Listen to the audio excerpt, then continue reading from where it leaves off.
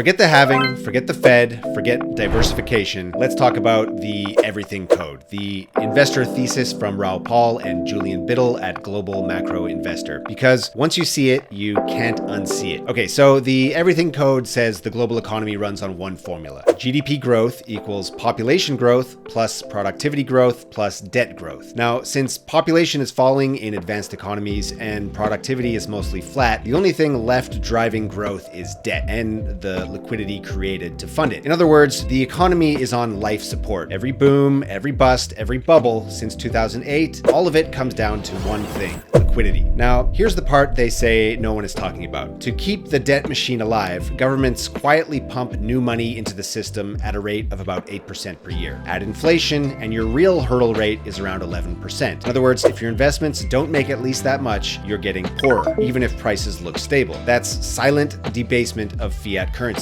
It's why everything feels more expensive even when CPI says otherwise. Okay, so the team mapped how liquidity flows through markets. Financial conditions drive liquidity. Liquidity drives ISM, which is basically a real-time gauge of how fast the economy is actually growing or shrinking, and ISM drives asset prices. So tight financial conditions pull liquidity out, which leads to slower growth and falling risk asset prices. On the other hand, loose financial conditions push liquidity in, growth rebounds, and everything rallies. And here's the kicker: central banks don't steer the cycle, they chase it. Now, here's where it gets wild. Bitcoin can be seen as a liquidity gauge. It moves almost one for one with global liquidity, about a 90% correlation. So Bitcoin's bull and bear markets aren't about supply mechanics as people have long believed. Rather, they are reflections of liquidity waves. The 2021 peak, well, liquidity topped in March that year. Simple as that. So what comes next? Well, right now we're entering a new debt rollover, roughly $9 trillion that needs refinancing. That means more liquidity, lower rates, and what Powell and